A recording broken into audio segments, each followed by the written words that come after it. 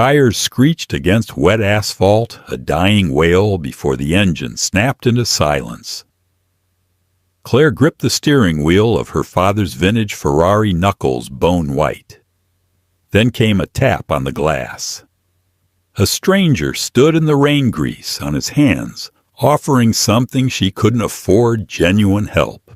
Rain fell in heavy, unforgiving sheets, drumming a chaotic rhythm against the aluminum roof of the 1962 Ferrari 25 OGTO. Claire sat trapped inside, listening to the agonizing sound of the V12 engine ticking as it cooled rapidly in the midnight chill. A sharp, acrid stench of burned ozone and overheated oil filtered through the air vents, coating the back of her throat with a metallic tang. She slammed the heel of her hand against the leather-wrapped steering wheel. Once, twice. The horn gave a weak, pathetic wheeze and died. "Perfect," she muttered, her voice raspy in the suffocating quiet of the cabin. She was 3 miles outside the financial district, marooned in an industrial sprawl of corrugated steel warehouses and flickering amber streetlights that illuminated nothing but puddles and cracked concrete. She shouldn't have driven it. The board of directors had spent the last 8 hours dissecting her father's legacy, picking apart the company he built like vultures circling a carcass. When the meeting finally adjourned, Claire hadn't wanted the sterile comfort of her chauffeured Maybach. She wanted the raw, unassisted violence of Arthur's old Ferrari. She wanted to feel the road. Now she was stuck on it. She reached for her phone. No signal. The towering concrete husks around her blocked the cell towers perfectly. She was 32 years old, the CEO of a $70 billion logistics empire, and she was entirely, utterly helpless. A shadow moved across the wet pavement. Claire stiffened. Her hand shot to the center console, fingers wrapping around the cold-textured grip of a canister of pepper spray. Through the rain-streaked driver's side window, a silhouette took shape. It wasn't a mugger creeping from the alleyways. It was a man walking with a heavy, uneven limp, clutching a thin plastic grocery bag. Clinging to his other hand was a small child in a bright, oversized yellow raincoat. The man stopped. He looked at the stalled Ferrari, a sleek, midnight blue ghost of a car sitting dead in a flooded intersection. He didn't look at the iconic prancing horse badge on the grille. He looked at the puddle of murky fluid expanding beneath the front axle. He approached the window and tapped the glass. Just a soft, rapid knock. Claire rolled the window down exactly 1 inch. Cold air and the smell of damp wool rushed in. "Alternator?" the man asked. His voice was a low, gravelly baritone, carrying no threat, only bone-deep exhaustion. Water dripped from the brim of his faded baseball cap.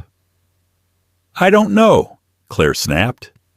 Her tone was sharp, a defense mechanism honed by years of fending off opportunistic investors.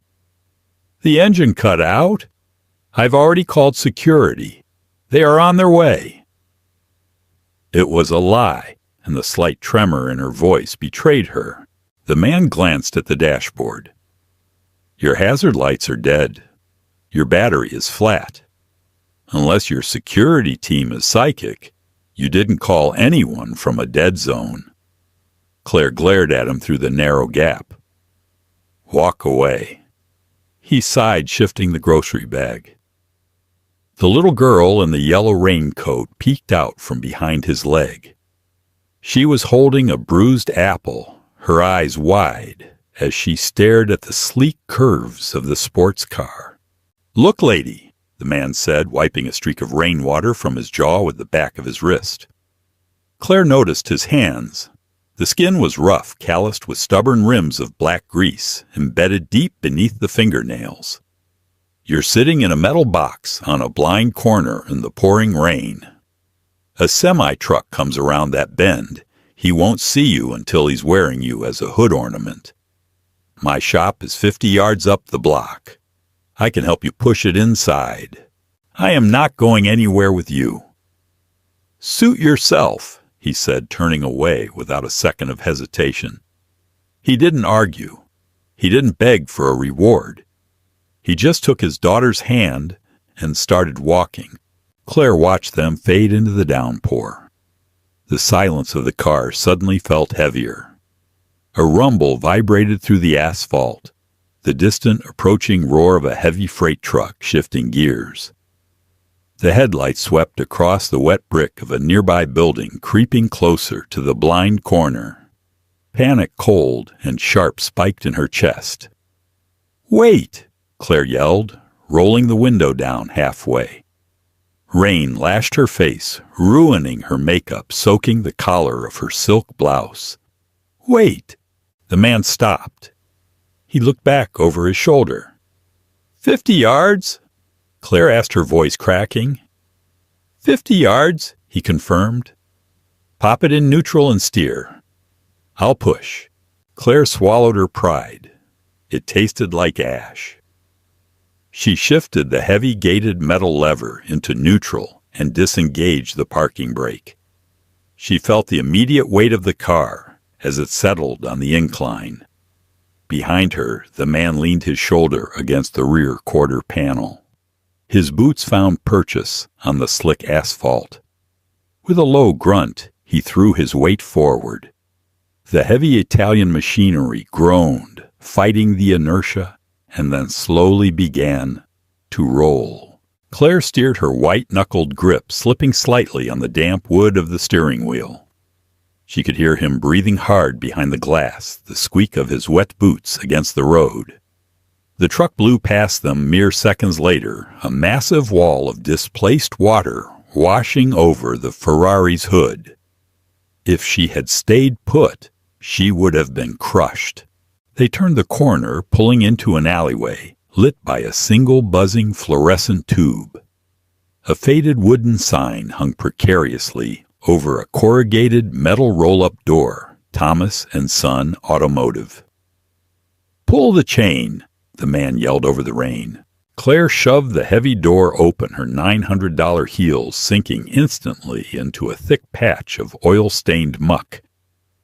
She ignored the ruin of her shoes, grabbing the rusted iron chain beside the bay and pulling it downward.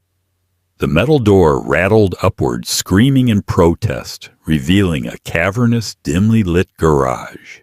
Thomas pushed the Ferrari inside the tires, squeaking loudly against the smooth, painted concrete floor.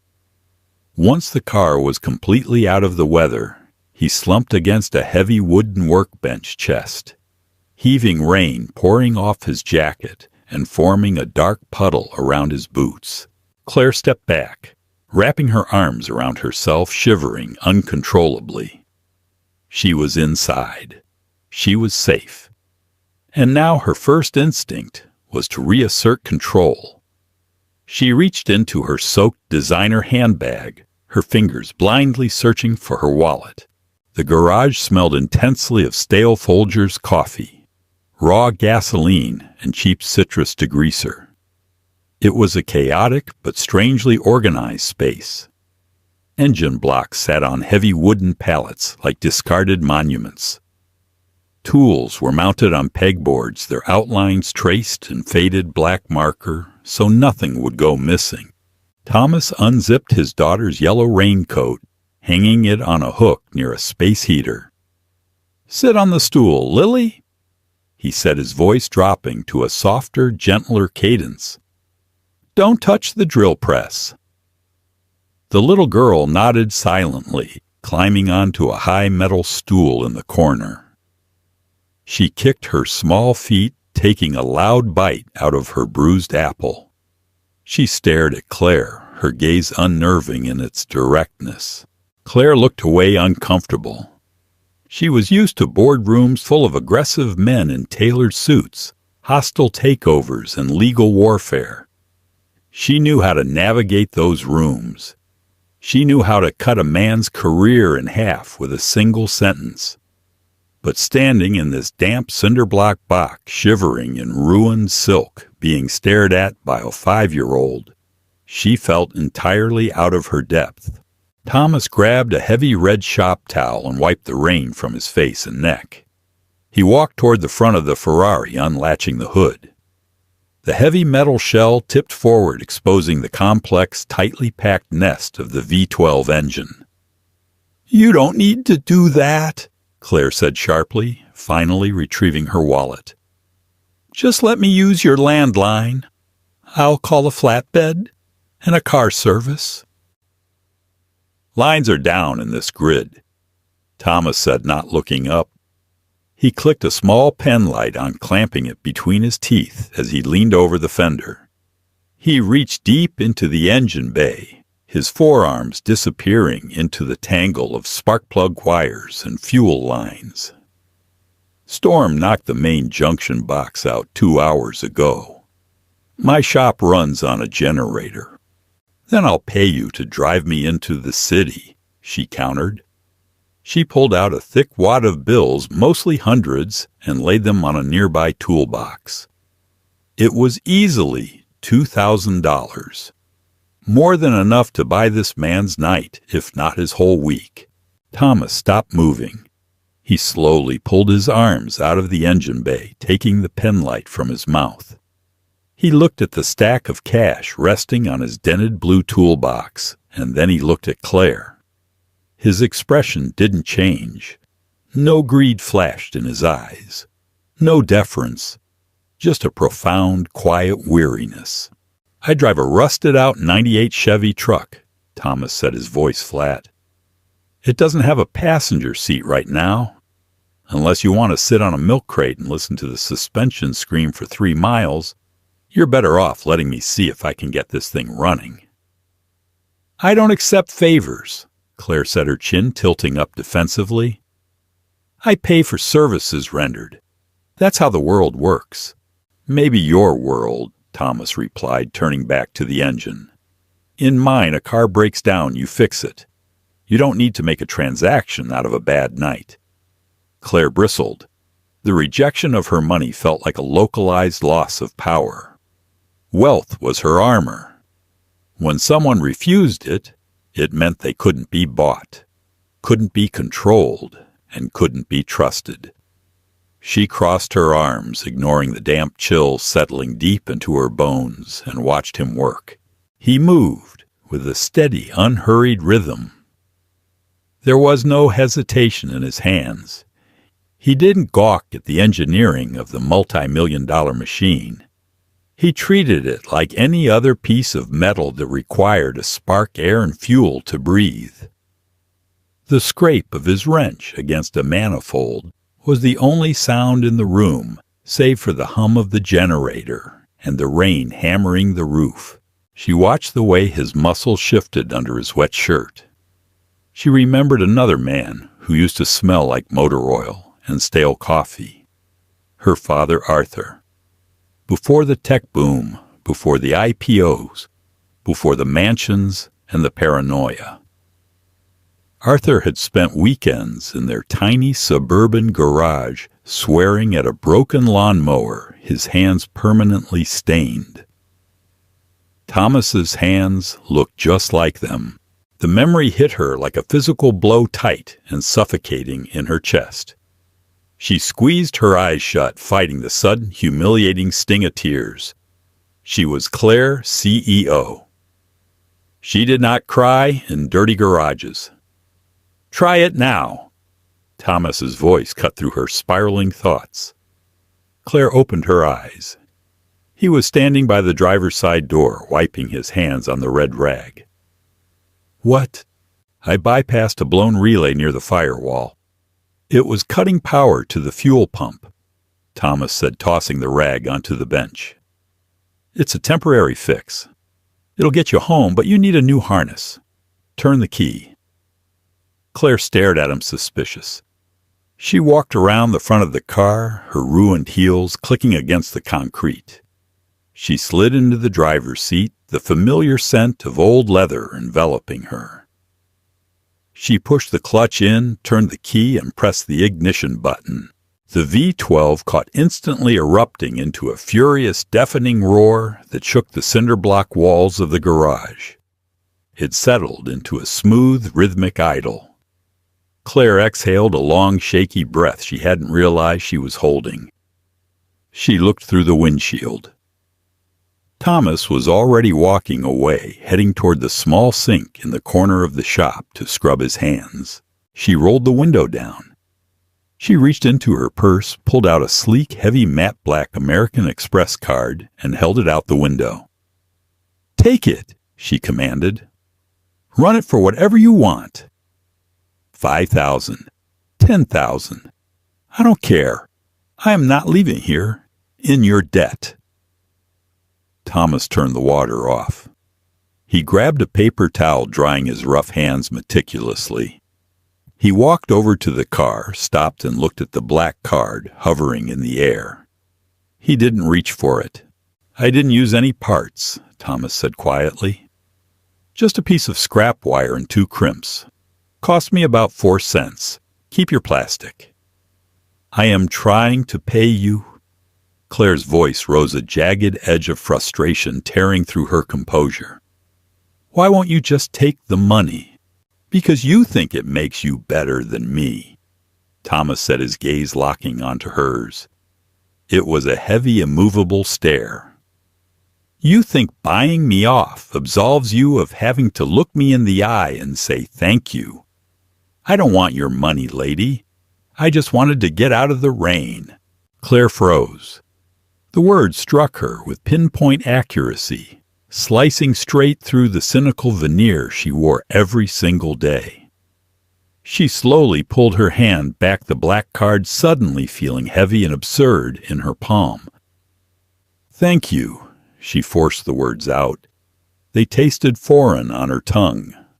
Thomas gave a single short nod. "Drive safe."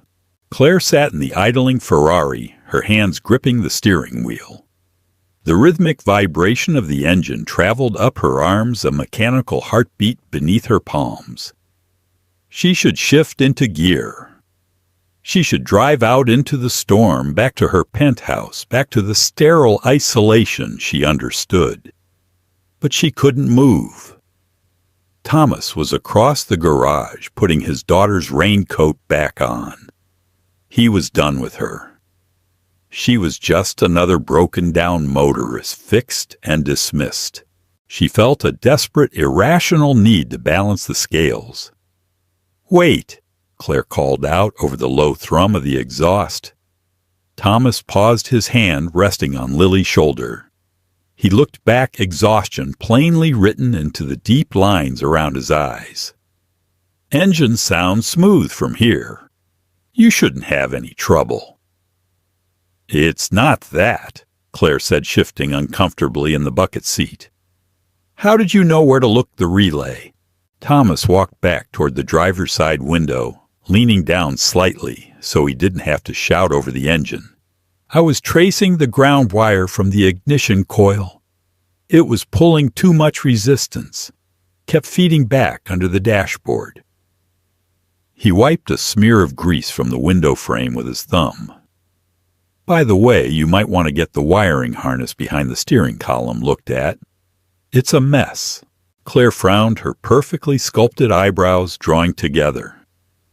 "My father restored this car himself, before he passed. He was meticulous. Every wire was factory spec." Thomas shrugged, the movement slow and indifferent. "Maybe. But someone definitely spliced a secondary kill switch into the loom. Hand-wired. Looked like they used heavy-gauge copper and sealed it with marine-grade electrical tape. Weird spot for it, too. Tucked way up behind the knee bolster, right against the bare firewall." Claire's breath hitched in her throat. "A kill switch." "Yeah," Thomas said. "A hidden toggle. If you flip it, the car goes dead. Won't start, won't crank. I had to peel back some of the old tape to trace a short. Sorry if I messed up the original finish under there, but it was the only way to find out why the relay was blowing." Claire felt a sudden sickening plunge in her stomach. It wasn't the drop of a roller coaster. It was the cold, hollow plummet of the floor giving way beneath her feet. Arthur hadn't died. He had disappeared. 5 years ago, amidst a massive federal investigation into offshore accounts and corporate espionage, Arthur had walked out of his corner office, leaving his phone, his wallet, and his life behind. The board claimed he fled with billions. The authorities assumed he was dead, the victim of a deal gone wrong. Claire had spent half a decade holding the shattered pieces of his empire together, defending a ghost she resented as much as she mourned. This car was the only thing he left her. It had been sitting in a climate-controlled vault for 5 years untouched until she dragged it out 3 months ago. There was no kill switch in the factory diagrams. Arthur had never mentioned a kill switch. "Where?" Claire whispered, her voice barely audible over the engine. "Deep behind the steering column," Thomas repeated, his brow furrowing slightly at her sudden pallor. "You okay, lady? You look like you're going to pass out." Claire didn't answer. She threw the car into neutral, jerked the parking brake up, and killed the engine.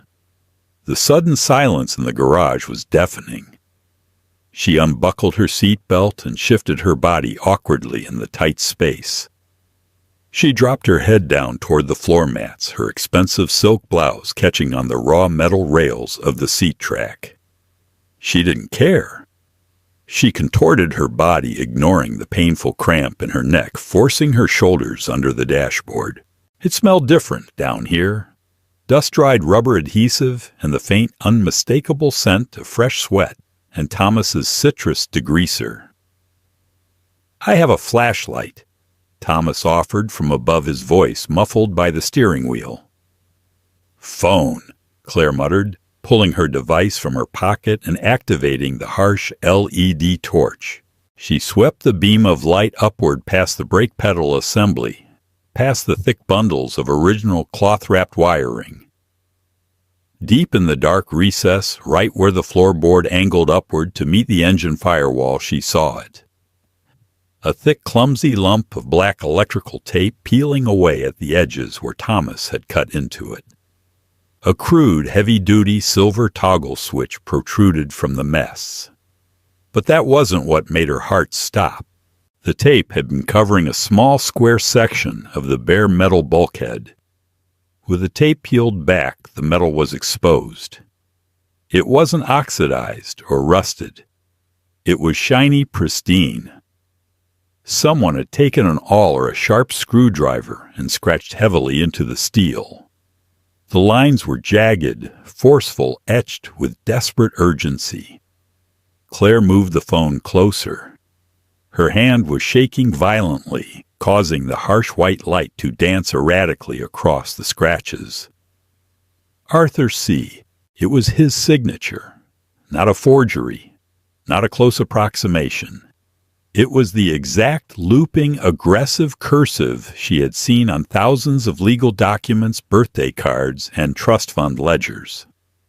The A was sharp like a dagger. The C hooked violently at the bottom. Bile rose in the back of her throat. She swallowed hard, coughing, the dust of the floorboard stinging her eyes. Beneath the signature, scratched with the same frantic energy, was a sequence. 42.3601, North 71.0, 589, West August 14th. Coordinates and a date, August 14th. The exact day her father had vanished into thin air 5 years ago. Claire lay frozen on the floor mat, the cold air of the garage seeping into her skin. The world outside the car ceased to exist. The hostile takeovers, the boardroom battles, the endless nights of drinking scotch to forget the shame of his disappearance. All of it evaporated, replaced by a singular blinding realization. He didn't flee blindly. He had planned something, and he had hidden the key in the only place he knew she would eventually look, no matter how long it took inside his most prized possession. "Hey!" Thomas's voice broke through the rushing sound in her ears. He was knocking on the exterior of the door. "You good down there?" Claire slowly pulled herself out from under the dashboard. She sat up in the driver's seat, her hair tangled, a dark streak of grease smeared across the collar of her immaculate white blouse. She looked at Thomas through the open window. Her chest was heaving. She didn't see a mechanic anymore. She didn't see a poor single dad she could brush off with a black card. She saw the man who had just accidentally ripped the lid off the darkest secret of her life. "You—" Claire started, her voice a fragile, fractured whisper. She looked at his grease-stained hands. "You said the tape. It looked fresh." Thomas narrowed his eyes, sensing the sudden dangerous shift in the atmosphere. "The adhesive was still tacky. It hasn't been there for 50 years, if that's what you're asking. Looked like it was done a few years ago. Kept out of the air, it didn't dry out." Claire stared at the dashboard. "August 14th. Did you read what was under the tape?" Claire asked, her tone shifting. The vulnerability was gone, replaced instantly by the icy, ruthless paranoia of a CEO protecting her empire. Thomas crossed his arms. "I fix cars. I don't read floorboards." He was lying. Or maybe he wasn't. Claire couldn't tell, and the uncertainty was terrifying. If he knew who she was, if he recognized the name Arthur C., he held leverage that could destroy her company overnight. $1 billion bounty rested on Arthur's head, and this mechanic standing in a damp garage with a bruised apple in his kid's hand had just touched the treasure map. She looked at him, really looked at him. At the exhaustion in his posture, the fierce protective way he kept glancing back at his daughter in the corner. He had refused her money. He couldn't be bought, which meant if he knew what he had found, he couldn't be controlled. Claire gripped the steering wheel, the leather suddenly feeling like cold, dead skin. "Close the hood," she ordered, the gravel back in her voice. Thomas didn't move for a second. He held her gaze, a silent, heavy exchange of unspoken tension, hanging thick in the smell of gasoline and rain. Then, without a word, he turned, walked to the front of the Ferrari and dropped the hood. The heavy metal latched with a final echoing click. Claire killed the engine. The abrupt silence in the garage was absolute, save for the hollow dripping of rainwater from the Ferrari's wheel wells. She sat in the driver's seat, her manicured fingers pressing hard against her temples. She could leave. The car ran. She could simply put it in gear, drive out into the storm, and pretend none of this happened. But her mind, trained to dissect corporate espionage and hostile threats, wouldn't let her. If this mechanic knew what he had uncovered, if he Googled her license plate, found the name Arthur C., and sold the story to the financial press, her company's stock would plummet by dawn. She unbuckled her seatbelt and pushed the heavy door open. Her ruined heels clicked sharply against the concrete as she marched back toward his workbench. Thomas was wiping down a socket wrench with a rag. He didn't flinch as she approached. Lily had fallen asleep on the metal stool, her head resting awkwardly against a stack of shop towels, clutching the half-eaten apple. "I need your phone," Claire demanded, her voice tight, echoing slightly in the damp room. "I already told you lines are your cell phone," she interrupted, pointing a rigid finger at his chest. "I need to know you didn't take a picture of those floorboards. I need to know you haven't texted anyone." Thomas stopped wiping the wrench.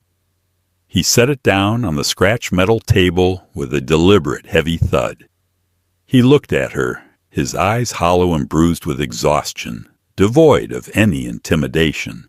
"Lady," he sighed, rubbing the bridge of his nose. I don't care about your floorboards. I don't care about your vintage car. I care that it's 100 a.m.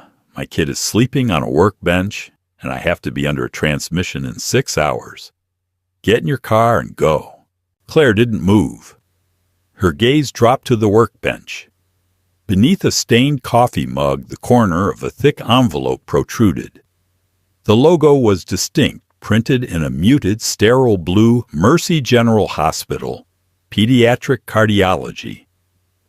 Overlaid on the envelope was a final past due notice stamped in red ink. A sharp, unpleasant knot formed in Claire's stomach. She looked at the sleeping girl, noticing for the first time the pale, slightly bluish tint to Lily's lips, the shallow, labored way her chest rose and fell. Claire swallowed the metallic taste of panic in her mouth. She was a strategist. She didn't do empathy. She did leverage. But looking at the man's grease-stained hands and his sleeping, sick child, the corporate ruthlessness felt suddenly dirty. "You wouldn't take my money for a favor?" Claire said, her voice dropping, losing its sharp corporate edge. She crossed her arms, shivering in her damp silk blouse. "You said you don't do transactions for bad nights. Fine." Thomas picked up a different wrench, ignoring her. "But you run a business," Claire continued, stepping closer. "And I have a logistics company with a fleet of 600 delivery vans in this tri-state area alone. Our current maintenance contractor is bleeding us dry. I need a new primary mechanic." Thomas paused. He looked at her, the rag still in his hand. The skepticism in his eyes was thick-heavy. "You don't even know my last name." "I don't care what your last name is," Claire replied, holding his gaze. The air between them felt dense, charged with a strange pragmatic understanding. "I know you traced a dead short in a 50-year-old Italian wiring harness in 20 minutes without a manual. I know you didn't steal from me when I was vulnerable. And I know you need a retainer." She reached into her purse and pulled out a sleek silver pen and a blank business card. She scribbled a phone number on the back. "This is my private line," Claire said, sliding the card across the workbench, stopping right beside the hospital bill. "Call it tomorrow at noon. We will draft a contract, a massive one. It will cover your shop, your overhead, and—" She glanced at the little girl in the yellow raincoat. "Then premium corporate health insurance for your dependents. Effective immediately." Thomas stared at the card. He didn't reach for it. He looked at Claire, really looked at her, stripping away the designer clothes and the arrogant posture. He saw the grease smeared on her face, the genuine terror she was trying to mask, and the desperate, frantic energy vibrating underneath it all. "What's the catch?" he asked quietly. "You sign an ironclad non-disclosure agreement." Claire said, her voice barely a whisper. "About me, about the car, about what you saw under the dashboard. You never speak of it. Not to your friends, not to the press, not to God." Thomas looked at the business card, then at the past-due medical bill. He slowly reached out his thick, callous fingers, picking up the small white square of paper. He slid it into the breast pocket of his coveralls.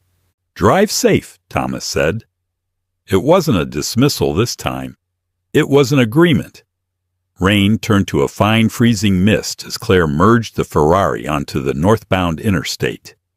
The heater blew warm, stale air against her legs, but she couldn't stop shivering. Her mind was racing faster than the V12 engine pulling her into the dark.